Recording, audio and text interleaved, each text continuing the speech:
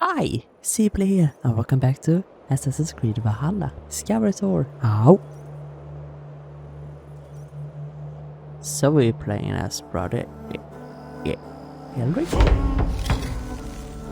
A barter for peace. But first, we're gonna explore.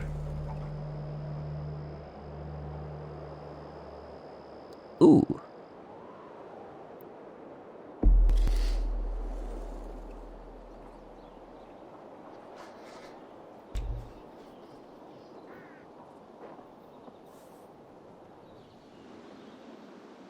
Praise be to God, the Most High, glory of glory, Lord of lords.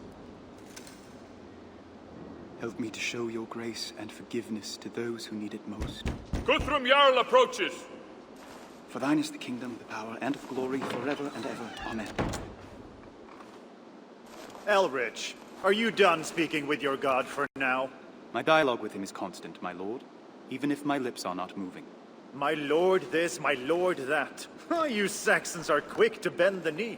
Perhaps it's why you make such excellent prisoners.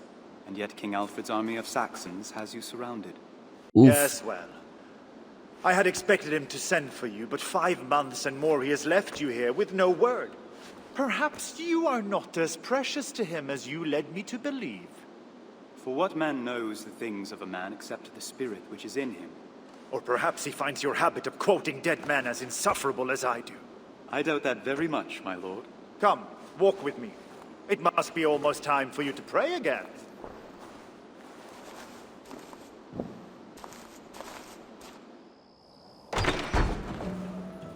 I'll speak plainly.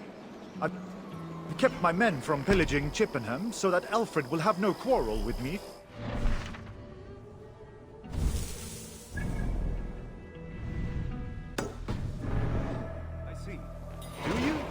If he bests us, I will be at your mercy instead of you at mine. Can I trust you to speak on my behalf, or do Saxons cling to their grudges as dearly as Vidar?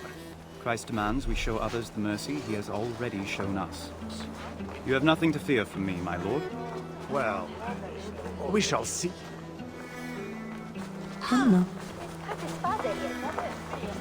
You served under Alfred for many years. Tell me, how does he keep the loyalty of his men? After so many years of defeat, surely his soldiers would join another army. King Alfred's role has been ordained by God. To desert him would be to go against divine will. There are no contests of strength, no challenges to his rule. Why would there be? He alone is destined to lead us until God chooses otherwise.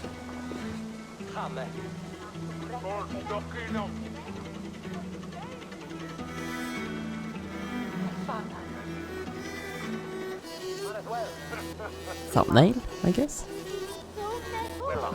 There may be something to this religion of yours after all.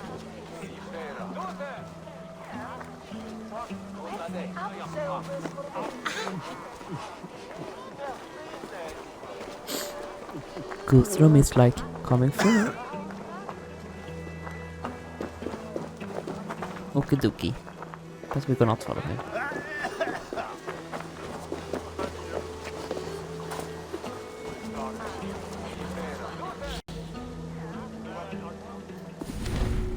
As it turns out, early medieval times were full of colours, from paintings and clothing to flowers and vegetables.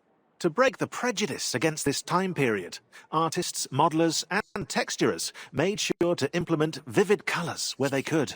But as always, it's a fine balance to find between gameplay needs and historical accuracy.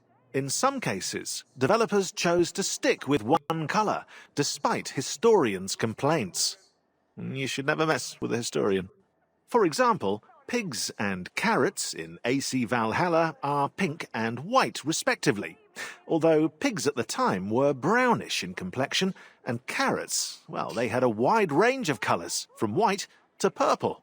This choice helps with comprehension of the world, but also for consistency when certain objects are used in gameplay, such as the explosive red oil jars.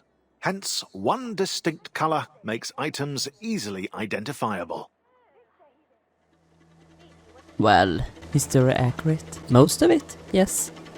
But 90% are fancy armor though. But 10% of the realistic armor, like the Iron DLC, the armor we got now from Discovery Tour, and we got in the stories. All the armor is pretty realistic. So yeah. Anyways, really beautiful colors. But I never seen this too. Yours, I never seen that. Maybe it's in Asgard, I guess. And there carrots. Wow. And there's Fiamik Nufvoodoo, what it's called. Anyways.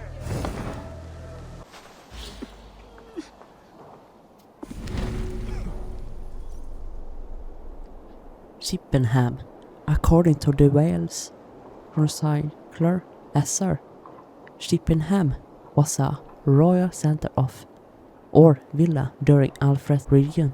Chippenham was seized by the Viking chieftain Guthrum's force on January 6th, 1878. The date was chosen because it was the Christian holiday of Epiphany. The Vikings often attacked during Christians' holidays, aiming to take their enemies by surprise. Alfred would eventually win back Chippenham from its Viking conquerors. His troops besieged the town for 12 days until Guthrum agreed to surrender. This image from Assassin's Creed Valhalla shows a bird's eye view of Chippenham, seemingly peaceful despite the size. A bird's eye view of the royal estate of Chippenham as interpreted in Assassin's Creed Valhalla. Yeah, this was Valka said she warned about. Really interesting detail here. Thank you.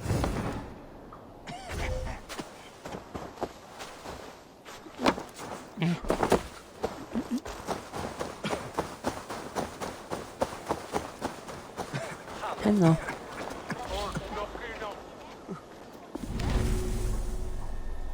I'm gonna read off the cam. Wow, that was a cool home. It's a mix of earth, clay and animal dung. Ooh, interesting detail. How is it actually beyond? So they do everything here. Sleep, eating, society, cooking. And they explain if they're richer, they use a big house. Pretty interesting to actually visit there. Oh, and hall too, if there were a bigger house area. Really cool detail. Really excellent done by building these homes. Cool.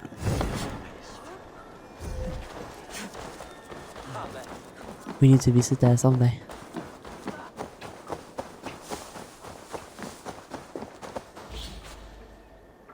To replicate England's diverse flora was no small feat. The developers wanted it to be accurate and help players navigate the map. First, the world design team created a season map. England was divided into 4 areas, each allocated a season. Each season had its own variety of vegetation, from grass to trees, and its own humidity layer, which helped determine the type of soil in each area, lush, dry, or wetland. With these in hand, the level artists and designers could implement the right type of flora in the world and create different landscapes using rocks and trees. Therefore, one region could have diverse but coherent scenery, engaging players in exploring the map meticulously.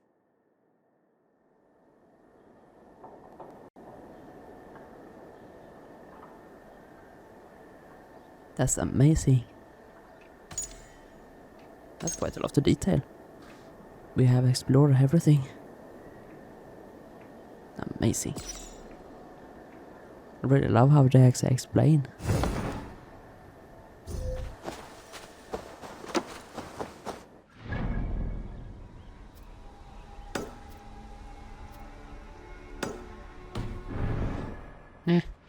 Wrong.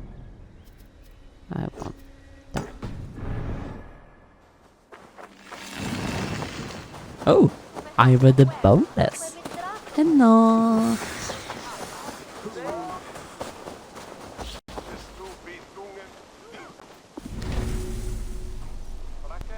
staying the winter. Unexpected circumstances essentially forced Viking sailors to find a place to spend the winter. They would seek shelter in a small cove or a river island to wait out the cold. These temporary overwintering sites could become permanent outposts like Amphontria villages or even major cities as seen in this map. Torxie, Repton, Mercia,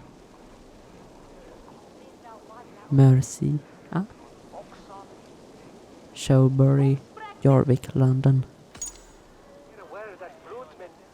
Artist map depicting some of the Viking overwintering camps in England. Okay. Wow, interesting. A, B. 1, 2, 3, 4. Okay. Interesting, I didn't know that. We're learning quite a lot of stuff. What do you think?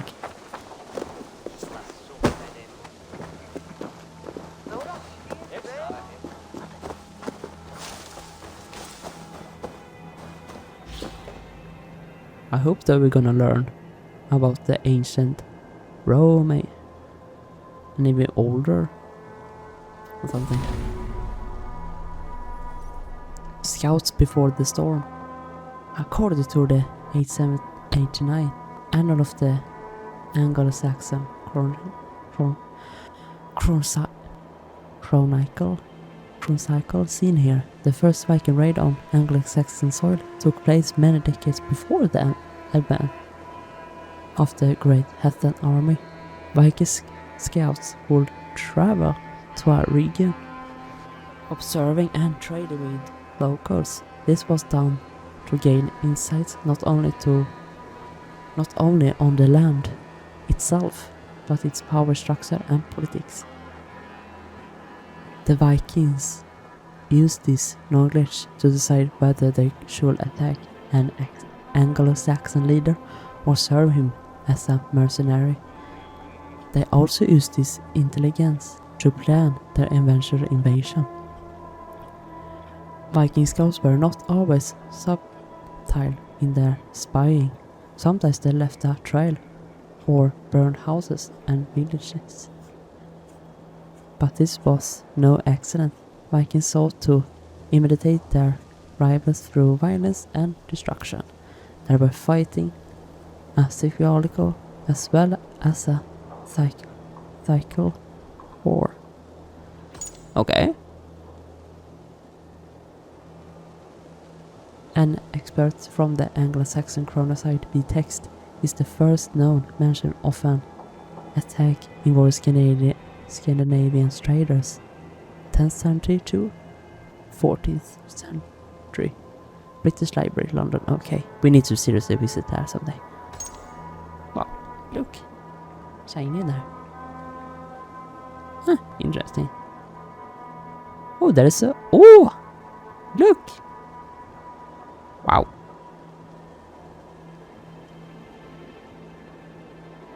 Råhätta? Håtta? I don't know what this looks like. That's amazing. So det var extra planning. So they actually use the knowledge in order to attack. That's interesting. Really good detail. Wow. I just know that. Actually be smarter and more intelligence in order to make an excellent attack. Wow. Okay, I'm gonna end this video. Thank you so much for watching and see you play out. How?